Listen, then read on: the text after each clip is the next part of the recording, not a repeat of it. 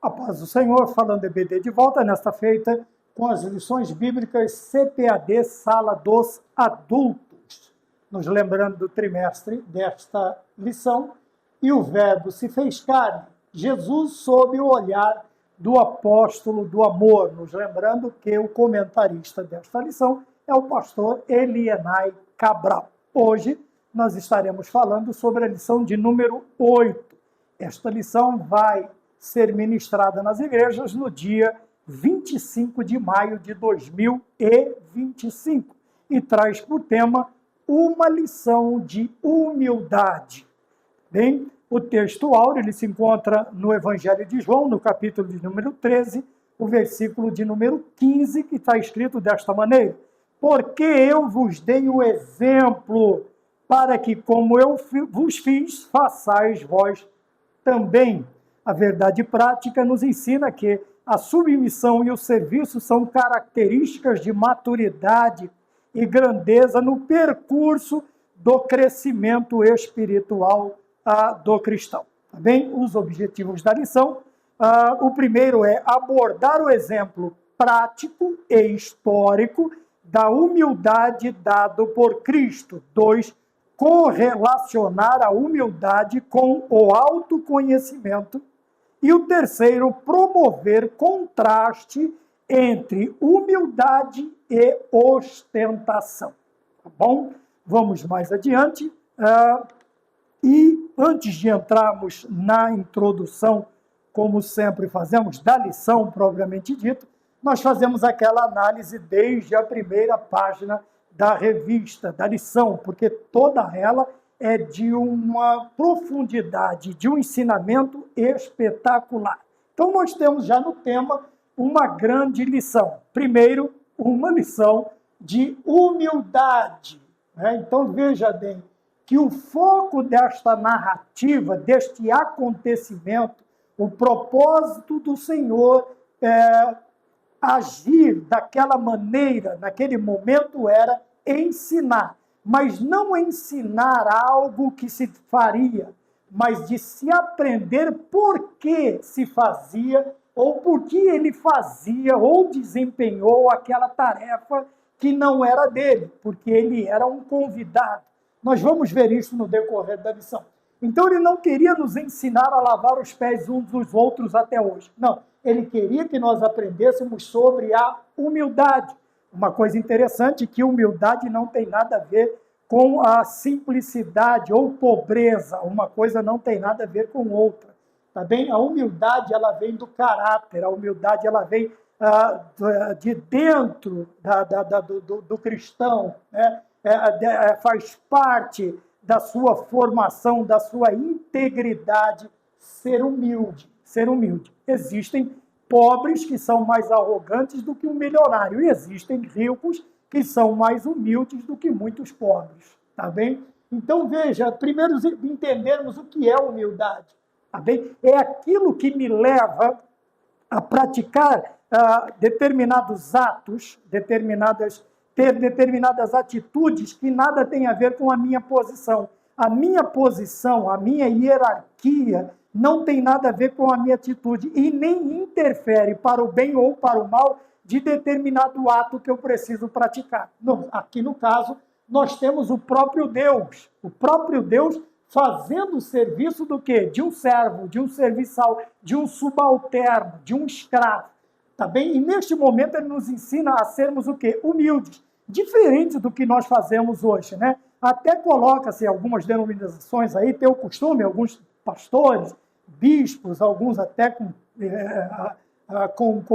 vamos dizer assim, com adjetivos que é interminável, né? Você precisa de uma linha, de um caderno universitário para pôr todos os adjetivos que ele tem. É pastor, doutor, PhD, MD, ele é bispo, ele é não sei o quê, ele é primaz, ele é um monte de coisa. Ele é um monte de coisa. Só não aprendeu a ser humilde.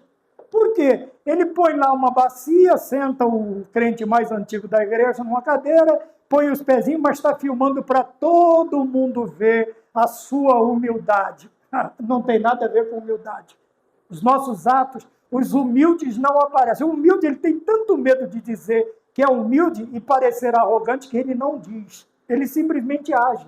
A humildade nos faz agir, nos faz apresentar uma vida totalmente diferente.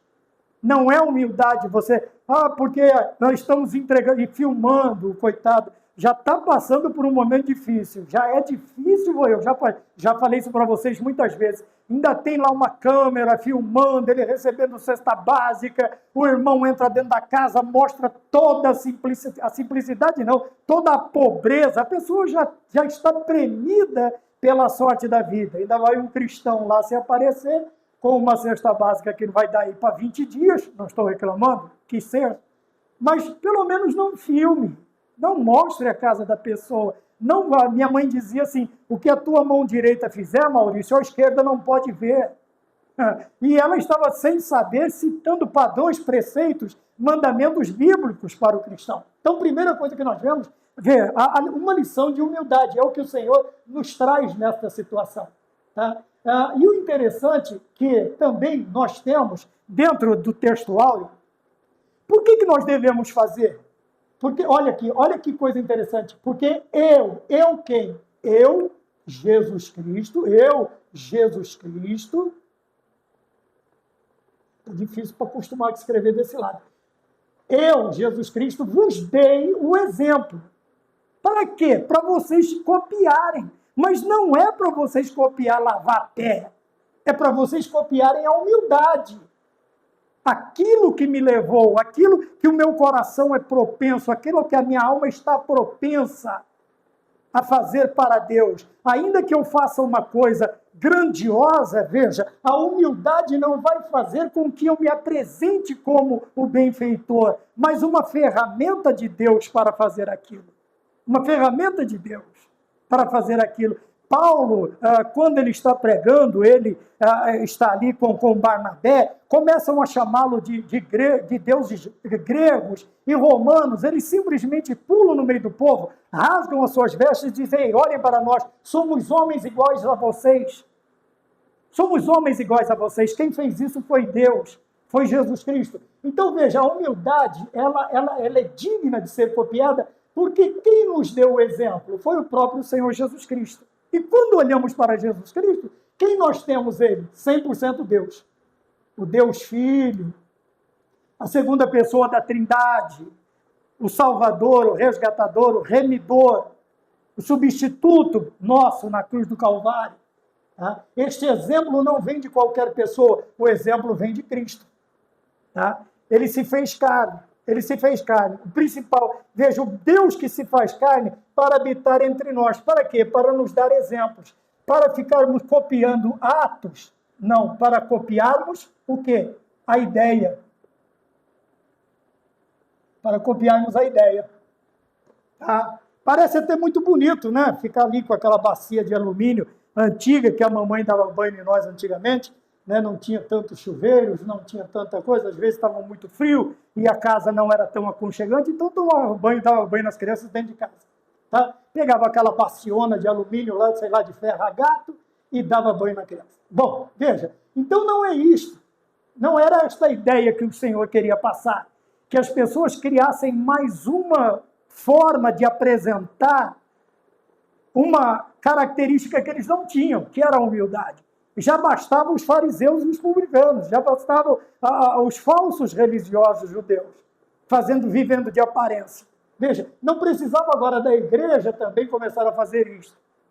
Então a ideia não era de alguém lavando os pés do outro, mas era a ideia de olhar para o mestre ajoelhado, com as suas vestes recolhidas, atadas, presas, para ter liberdade. Nós vamos falar sobre isso.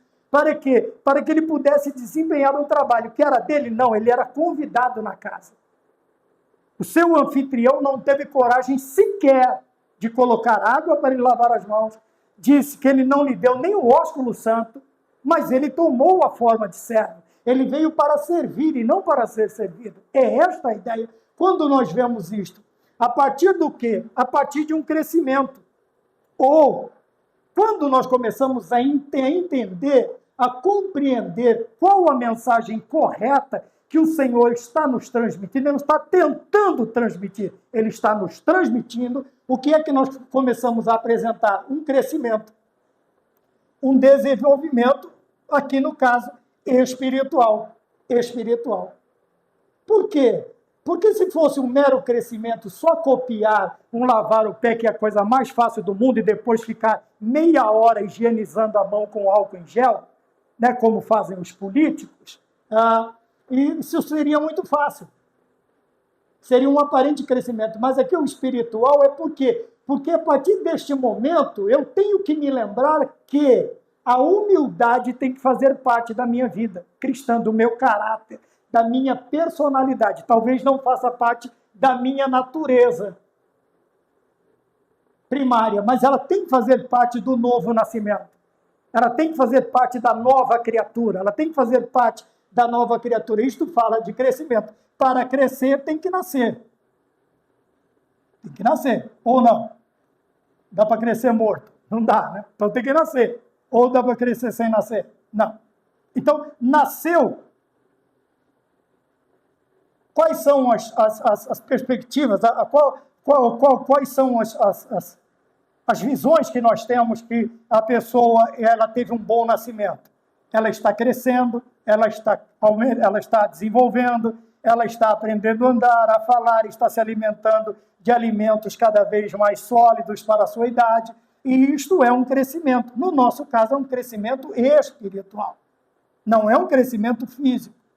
Porque o crescimento físico ele é aparente a partir do momento em que eu vejo um desenvolvimento, obviamente, fisiológico, físico. Mas aqui é espiritual. E quando eu vejo que um determinado neonascido cristão, ele está crescendo, ele está desenvolvendo. Ele começa a apresentar o quê? Maturidade. Veja, quando eu era menino, fazia coisa de menino. Mas depois que passei a fase adulta, deixei as coisas de menino e agora eu faço o quê? As coisas de homem. Veja, isso fala de maturidade. Tá? Maturidade. É uma pessoa madura. E a maturidade ela vem com experiências. Com crescimento através do quê? De experiências. Através de um comportamento, de uma convivência com Deus. Então, esta maturidade vai me tornando o quê? Um crente experimentado nos trabalhos. Quando eu lembro do Salmo 53, o que é que Isaías diz do servo sofredor? Experimentado nos trabalhos. Quer dizer, ele não ficou aqui só como Deus, não, ele participou de toda a nossa vida. E isso trouxe a ele maturidade, traz a nós também maturidade. E também grandeza. Esta grandeza aqui não é de espírito, tá? Mas é uma grandeza também de comportamento, de reconhecimento pelos demais. E a partir de que momento estas duas qualidades vão fazer parte da minha vida? Maturidade e grandeza. A partir do momento que, no crescimento, eu apresento submissão e serviço. Tá? Porque eu não posso trabalhar se eu não estiver debaixo de uma missão, se eu não for obediente a alguém, se eu não for submisso. Tá? Por quê? O inverso da submissão é a arrogância. Eu não preciso fazer nada. Tem que fazer para mim. Alguém tem que fazer para mim, não eu fazer para ele.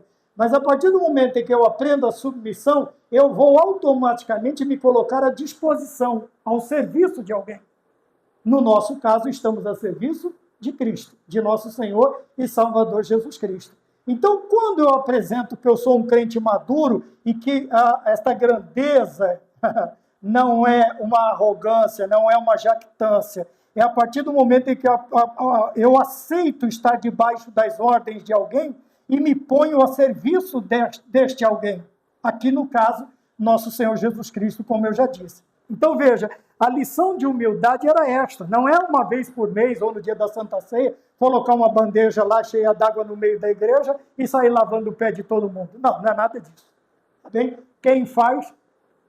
Mas a ideia não é esta. É a ideia do quê? Eu sou Deus, eu estou fazendo. Eu sou Deus e eu estou fazendo. Se eu estou fazendo, dando exemplo, vocês precisam fazer também. Vocês precisam fazer também. O quê? Lavar o pé de todo mundo? Não, ser humilde. Por quê? A partir do momento que nós temos a ideia da humildade, o ponto de número 1, ele vai nos ensinar aqui. Na introdução está escrito o quê? Cristo ensinava através de exemplo. Então, para que as pessoas entendessem o que era humildade, qual foi o exemplo que ele fez? Ele lavou os pés. Aos seus, lavou os pés. Foi a forma do Senhor representar a lição. Por quê? A sua didática de ensino envolvia quê? Exemplo. Não somente ficar falando, mas dando exemplos, e exemplos compreensíveis daquilo que ele fazia. Hoje se torna difícil a questão do discipulado, por quê? Porque as pessoas querem ensinar só falando. Mas quando sai lá fora, é o primeiro a faltar. É o primeiro a faltar no evangelismo, é o primeiro a faltar no culto de oração, é o primeiro a chegar atrasado nos cultos de doutrina, principalmente aquele que vai dar a doutrina, que vai dar o estudo, né? Já tem o costume de chegar atrasado. Mas o Senhor Jesus Cristo, veja, dentro de tudo isso, ele faz o quê? O exemplo. Qual foi o exemplo que ele considerou interessante naquela hora? Ele chegou na casa. Veja, Paulo chega no aerópago, ao Deus desconhecido. Ele vai dar o exemplo ali. Jesus Cristo chegou na casa. Não tinha um servo para lavar os pés, não tinha um servo para lavar a mão. O patrão, o anfitrião, sequer cumprimentou o Senhor ao chegar. Então ele simplesmente faz o quê? Ele dá o exemplo daquele serviço, porque todo mundo notou isto na casa, e ele se coloca como exemplo, fazendo o serviço de um subalterno, fazendo o serviço de um escravo. Devia ser um dos serviços mais baixos na casa. Se bem que o trabalho dignifica o homem, seja qual for o trabalho, desde que seja honesto. Né? Não há uma desclassificação ou uma distinção entre trabalho e trabalho. Desde que seja honesto, trabalho é trabalho. Então vejam bem, o Senhor ensinava fazendo, dando exemplo. Qual foi o exemplo que ele achou ali na hora? Não tem um escravo, não tem ninguém para lavar, não tem ninguém para trazer uma bacia d'água, eu vou lá e faço isso. Para ensinar o quê? Que eu sou um convidado, mas eu tomo o lugar do empregado. Eu estou dando um exemplo de humildade. Então ele lava os pés, que era o costume judeu. Era um costume judeu. Tá bem? Lavar os pés, tinha uma bacia para lavar os pés.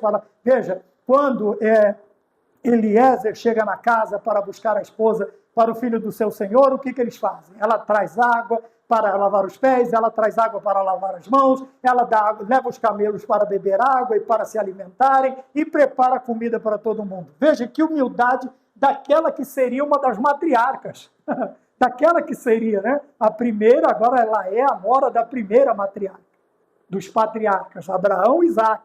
Ela é a segunda, mas ela dá um exemplo. Quando o amigo de Abraão vê tudo aquilo, ele diz, esta daí. Não tem jeito. Não tem jeito, por quê? Porque veja que exemplo que esta mulher dá.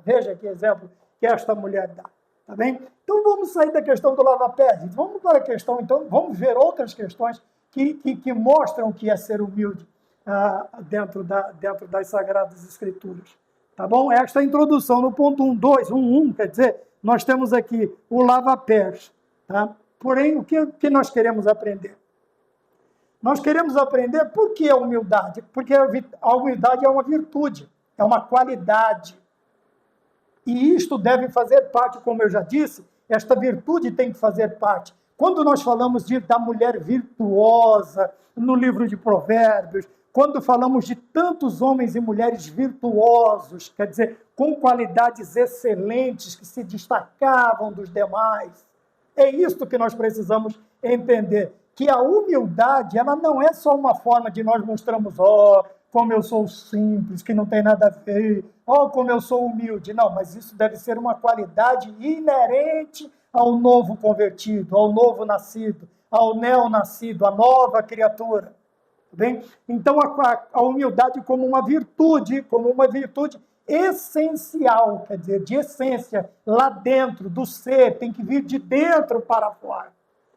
Não como no capítulo 58 do profeta Isaías, ele diz, é isto que eu quero de vocês, que uma vez por mês vocês dobrem como junco, onde com a cara. Ele fala, não, jejuou, lava o rosto, levanta barriga para dentro, peito para fora, queixo para cima, tal. Não fica andando dobrado, com as mãos para trás, como se tivesse todo destruído. Não tem nada a ver isso aí. Tá? Então, essa virtude, ela vem da essência. Uma virtude essencial. Quer dizer, né? Não da natureza humana, mas da natureza divina, que agora vai começar a fazer parte do novo convertido. Tá? Da essência, tem que vir de dentro. Tem que vir de dentro a questão da humildade. É por isso que não tem nada a ver com roupa, não tem nada a ver com o estado do rosto, não tem nada a ver com a condição da sua casa, do seu carro, não. A humildade, ela faz parte da essência, do ser do cristão. É uma qualidade que vem de dentro, que nasce com a pessoa quando ela aceita Jesus Cristo como Salvador. Tá bem? O ponto de número 1, 2, nós vamos falar sobre o quê? O desenvolvimento da história. Então, nós já conhecemos de cor e salteado de desenvolvimento. Então, o Senhor vai lá, pega uma toalha, prende a sua veste, né? Prende as mangas também, que são compridas da sua vestimenta, a característica da vestimenta humana, masculina, ele prende ela nos cintos, para quê? Porque o trabalho da humildade, ela precisa de liberdade para trabalhar.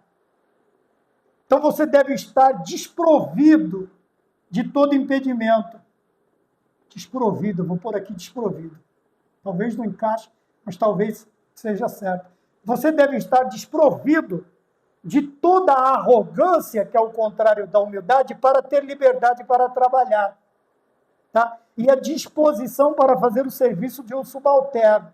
Veja que a liberdade e disposição são duas coisas diferentes. A liberdade fala de você estar livre das amarras, do egoísmo, do egocentrismo, da jactância, do eu, né? E a disposição aqui é você estar naquela situação de Isaías, eis-me aqui, envia-me a mim. Ele está disposto a fazer a obra de Deus. Ele está disposto a fazer o serviço. Disposto.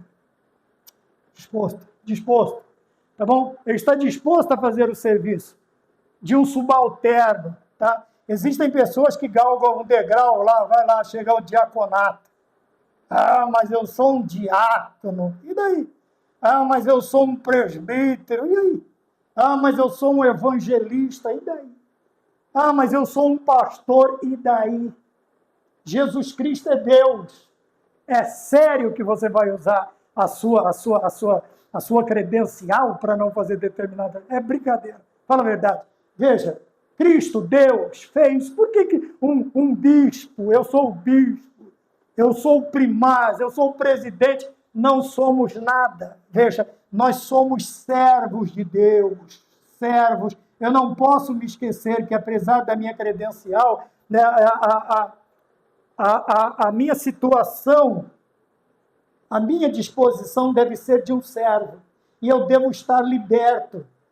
Quando eu estava lendo isso aqui, eu me lembrei do livro de Êxodo. Eu vou passar aqui, do livro do Êxodo, se eu não me engano, no capítulo 12. Qual é as ordens de Moisés?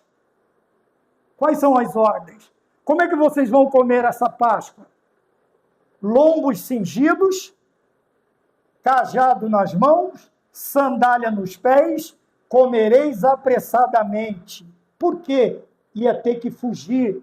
Então, veja, a liberdade vem o quê? Da pessoa, quando você vê Jesus Cristo prendendo as suas vestes, cingindo-se com uma toalha e prendendo as mangas das suas roupas, ele precisava de liberdade. Eu lembrei do capítulo, não sei se encaixa, talvez não encaixe, talvez encaixe, veja aí, no capítulo 12 do Êxodo, o que Moisés diz para o povo? Vocês têm que estar preparados, liberto de tudo. Veja, quando o escritor aos Hebreus vai escrever, no capítulo de número 12, se eu não me engano, ele diz o quê? Que nós devemos estar livres de todo embaraço e do pecado que tão de perto nos rodeia. Veja, quando ele fala de embaraços, veja, ele separa pecado de embaraço. Por que do embaraço? O embaraço, às vezes, não é pecado, mas não me dá liberdade para trabalhar da forma que a minha disposição ela deseja. Eu tenho até disposição, mas eu estou tão enrolado, tão embaraçado, falta tanta liberdade que eu não consigo fazer o serviço. E, às vezes, o que é este embaraço? É um cargo, é um salário, é uma posição, é um título, é um nome. Esses embaraços nos prendem de praticarmos a humildade. que praticarmos a humildade. Tá bem? Então, nós vemos aqui o ponto de número 1, 2, o que ele diz? O desenvolvimento da história. Tá bem? Então, nós vimos aí. Agora, o 3, a mudança de paradigma. Uma mudança de pensamento. Tá? Nós vamos agora passar a trabalhar de uma forma diferente da que se trabalha. Então, nós pensamos aqui na questão do caminho da humildade.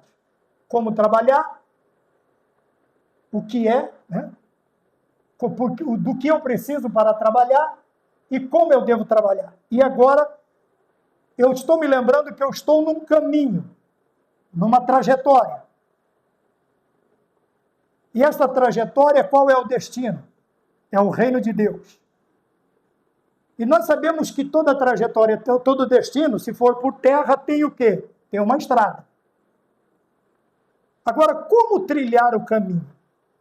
Como que eu vou percorrer? Agora eu vou falar, aqui na frente eu vou falar da pavimentação. E aqui eu vou falar como que eu vou andar neste caminho. Como eu vou me comportar? Veja, praticando todos os ensinamentos que o Senhor Jesus Cristo me dá.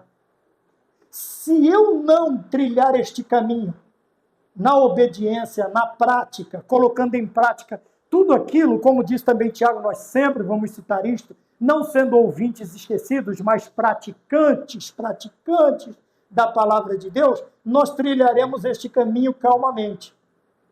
Tá? E este caminho vai nos levar para onde? Para o reino de Deus. Porém, se eu for um servo displicente e deixar de lado a prática ou colocar em prática o que eu aprendo, eu não vou chegar ao meu objetivo. Qual é o meu objetivo? O reino de Deus. Qual é o caminho? O caminho da humildade. Como que eu vou percorrê-lo? Praticando os ensinamentos do Senhor. Por quê?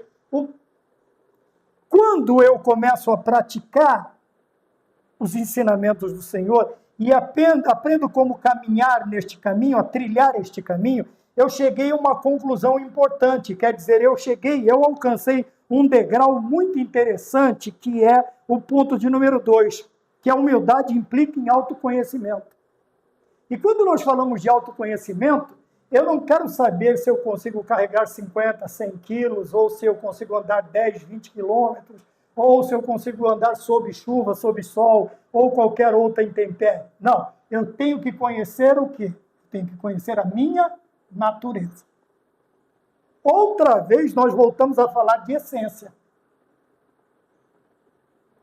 Outra vez nós estamos falando de essência, daquilo que vem de dentro. Tá? Aqui, ó.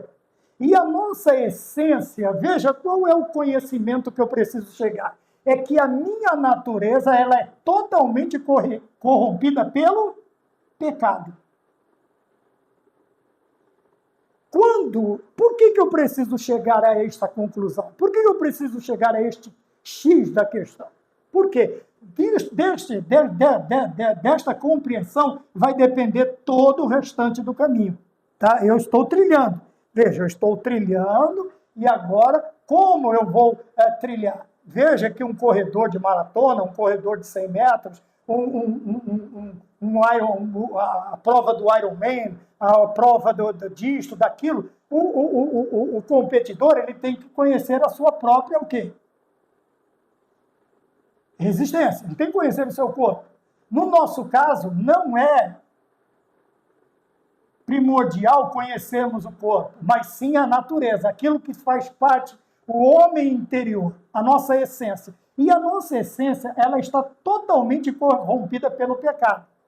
Quando eu chego a esta conclusão, é para me trazer uma tristeza e eu vou me prostrar no caminho? Não. Este entendimento me levará para quem? Para Cristo. Por quê? No ponto de número 2 da lição, nós vamos ver que o que é que torna difícil, o que dificulta a prática do serviço e do cultivo da humildade. É o quê? É justamente a nossa natureza corrompida. Ela é totalmente inversa à humildade. Ela é totalmente inversa ao bem, a coisas boas.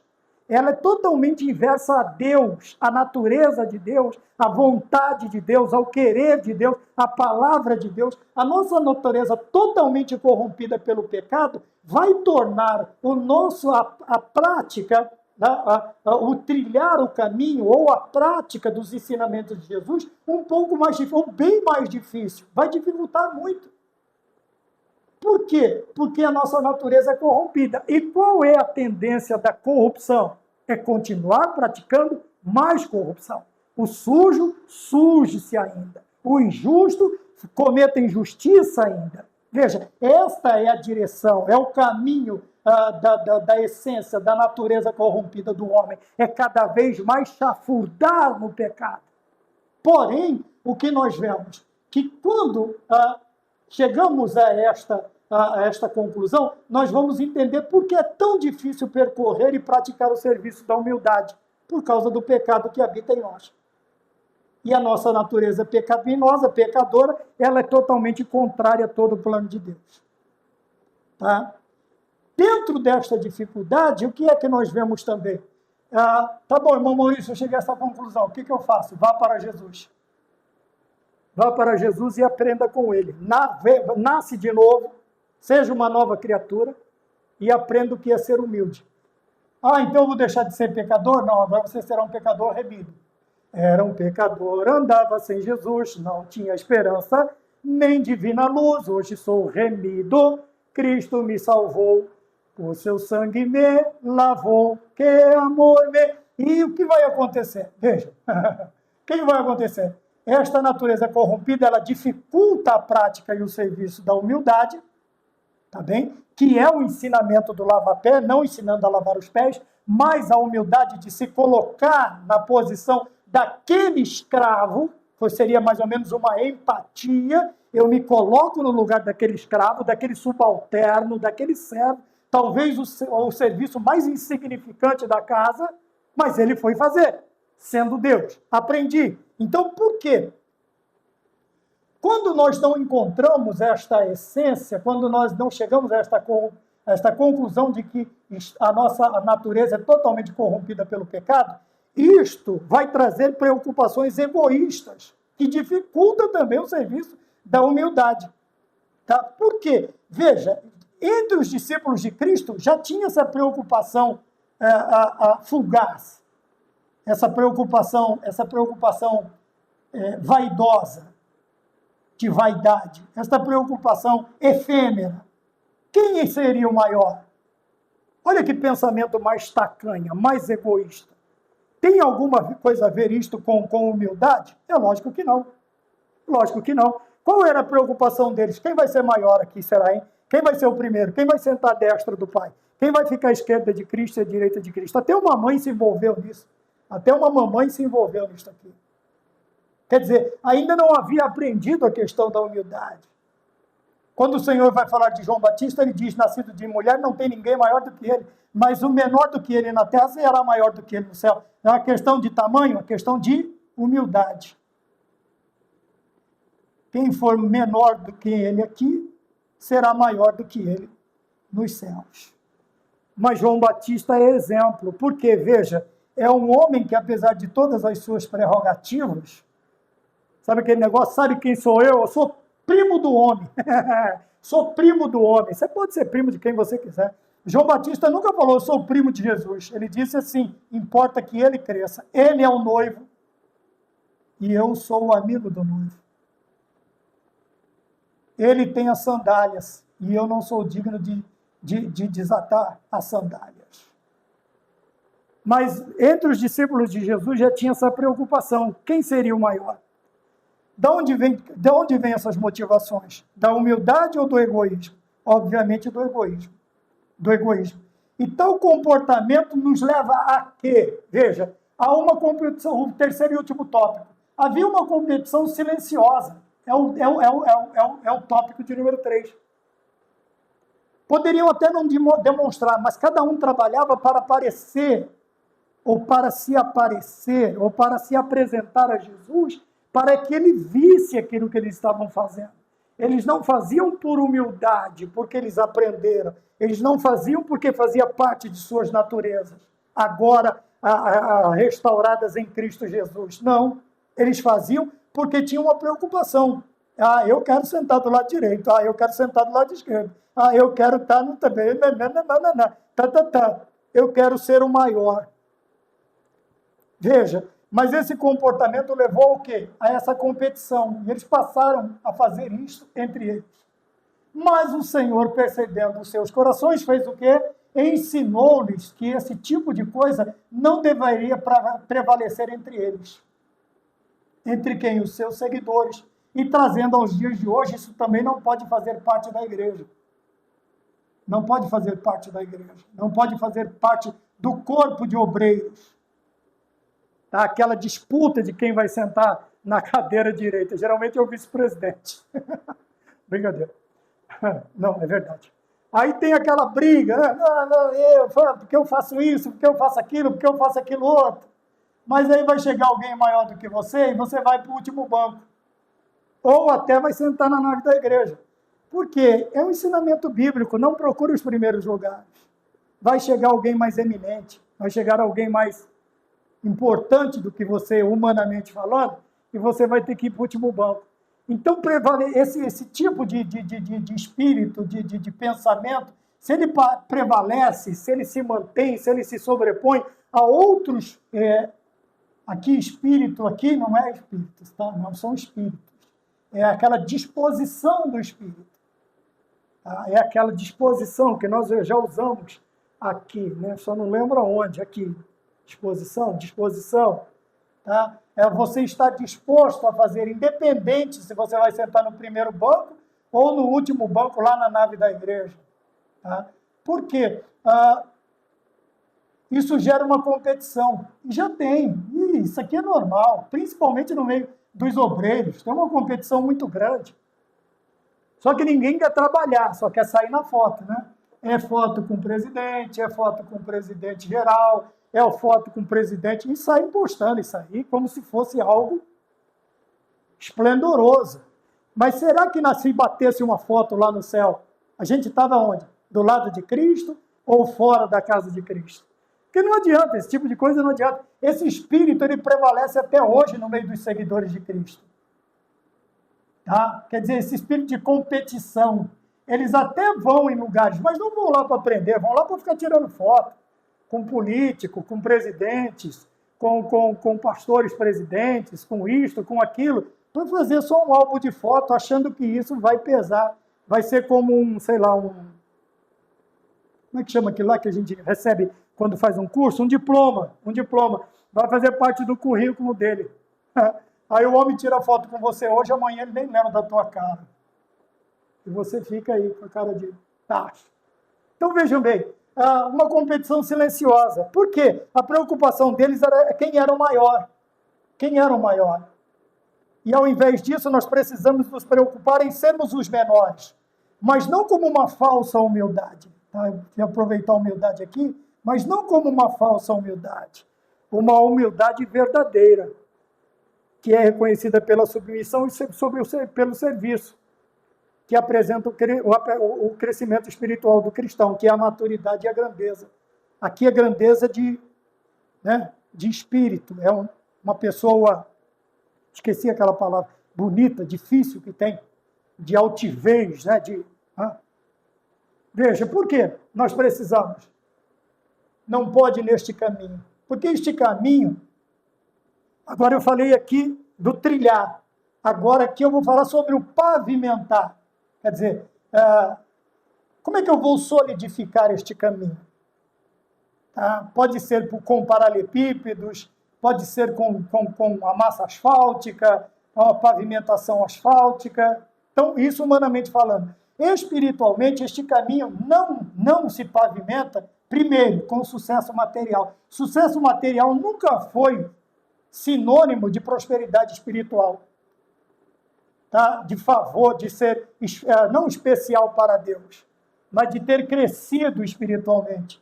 Mas porque o Senhor tem que ser fiel à sua palavra. Se você faz determinada coisa, Ele vai cumprir 100 vezes mais aquilo que Ele te prometeu. Mas isso não quer dizer que você está salvo. Notoriedade, as fotos que eu acabei de falar agora. Tem gente que quer se aparecer, né? Ele quer ser notado. Notado como? Aí vai nessas grandes convenções, vai nesses grandes espetáculos e fica, tira foto e posta e posta. Aí quando ele vai se apresentar numa igreja, para querer ser convidado para pregar, ele começa a falar, eu preguei em tal lugar, eu tive com fulano, não teve nada, foi lá, só tirou a foto na frente do lugar. Teve lá e só tirou uma foto com o homem, só fez isso, fez aquilo, só é uma fila, e às vezes tira foto. Tem alguns que chegam ao ridículo de tirar foto com uma maquete de papelão do homem e da mulher. Aí ele fica lá do lado, como se ele estivesse mesmo do lado da pessoa. É um idólatra gigantesco. É um idólatra da maior qualidade. Então, veja, notoriedade não pavimenta, não solidifica o nosso caminho para a humildade. E nem as ambições. Tem pessoas que fazem tudo isso aqui, buscam o sucesso e a notoriedade porque são ambiciosos. Eles não almejam, porque Paulo diz que é boa coisa almejar, desejar. Agora, você ambicionar na questão de que você vai pôr todas as suas forças nesta ambição por um mero, o que eu posso achar aqui? Sei lá, por uma mera apresentação, por uma mera aparição, tá? Por uma ambição egoísta, tá bem? Que parte de uma alma, de uma natureza totalmente corrompida pelo pecado. Isso aqui não pavimenta o caminho da humildade, mas sim o quê? A capacidade de servir. Capacidade. Qual é a capacidade que nós temos? Capacidade, você pode falar de volume, você pode falar de...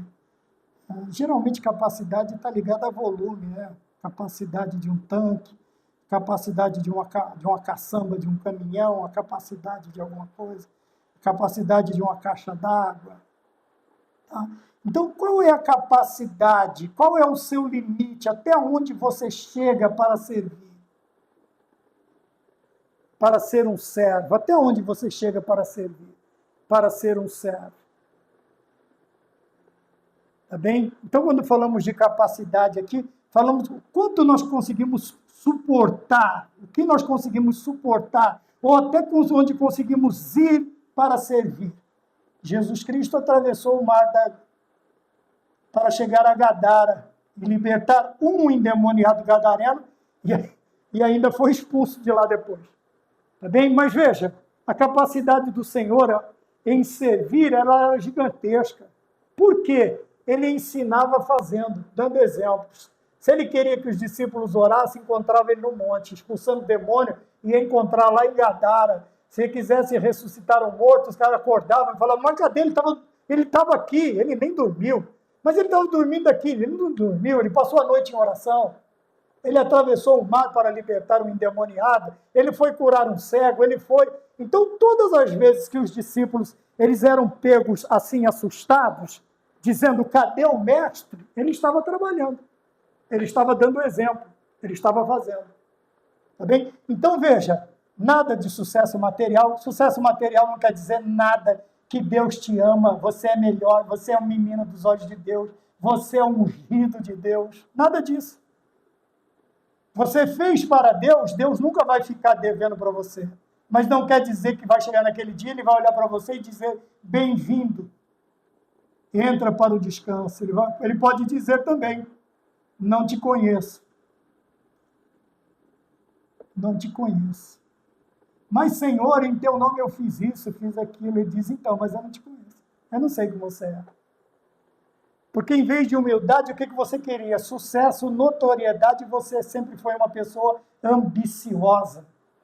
Ambicionar coisas é bom, mas veja que o salmista diz assim, eu não ambiciono coisas grandes demais para mim. Ele sabe o limite, ele sabia o limite. Tá? E para terminar, por que tudo isto aqui nós precisamos tomar cuidado? Porque a partir do momento em que eu me desligo de todas estas coisas, o meu coração está desprovido das armadilhas da ambição, que nós acabamos de falar. Ostentação e egoísmo é o que mais nós vemos. Mas um coração liberto ou desprovido dessas armadilhas, que nós já falamos disso, da ambição, da ostentação. Tem gente que gosta de se aparecer, né? Narcisista no extremo. Narcisistas ao extremo, né? Egoístas ao extremo, ambiciosos. O ambicioso, ele não se preocupa se ele vai machucar, ofender, ferir. Não, o negócio dele é chegar onde ele quer. Mas uma pessoa desprovida disso, o coração dele está cheio do quê? De mansidão e de humildade. Humildade nós já falamos, e a mansidão é aquele como o Senhor Jesus Cristo foi. Nós temos o exemplo maior, tanto da humildade quanto da mansidão. Aprendei de mim, que sou manso e humilde de coração, e encontrareis descanso para as vossas almas. Então, o que é uma pessoa mansa? É uma pessoa calma, serena, tranquila. É uma pessoa que pondera, que protege e purifica o seu coração. Ah, mas tem como purificar o coração? Tem, Salmo 119. Como purificará o jovem o seu caminho? Observando segundo a sua palavra. Palavra de quem?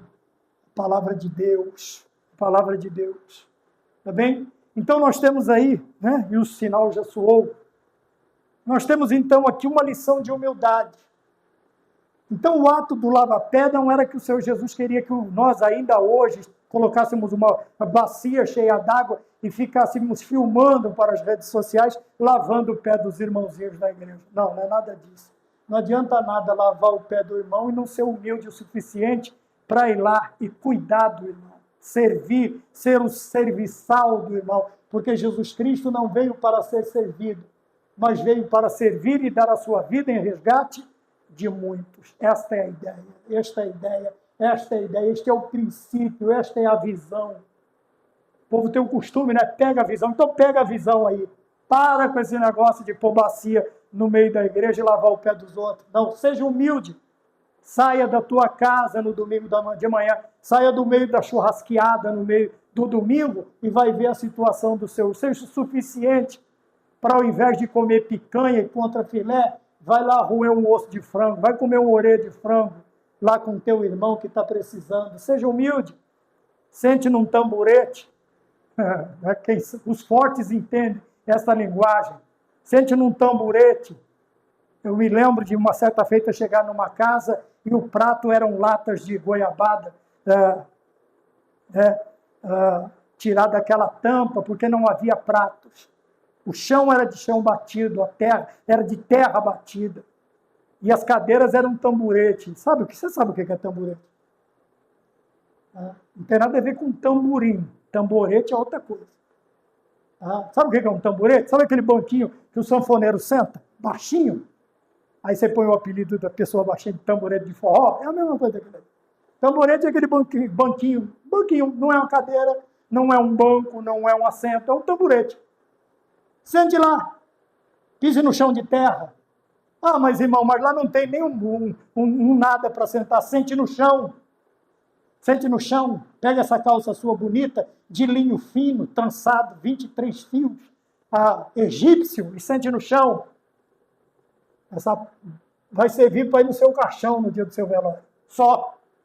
Fora isso, ela não serve para mais nada. Vá fazer alguma coisa. Faça alguma coisa. Então vamos parar de ficar demonstrando através de coisas que a gente pode filmar e postar. E ao contrário de tudo, fazer coisas que somente Deus pode ver. E assim nós demonstraremos a verdadeira humildade, o crescimento espiritual. Nós estamos debaixo de uma missão, servindo a quem? A quem nos deu o exemplo. E quem nos deu o exemplo? Jesus Cristo de Nazaré. Amém? Que Deus nos abençoe e até a próxima análise, até a próxima aula. E vamos ficar todos com a paz do Senhor. Amém.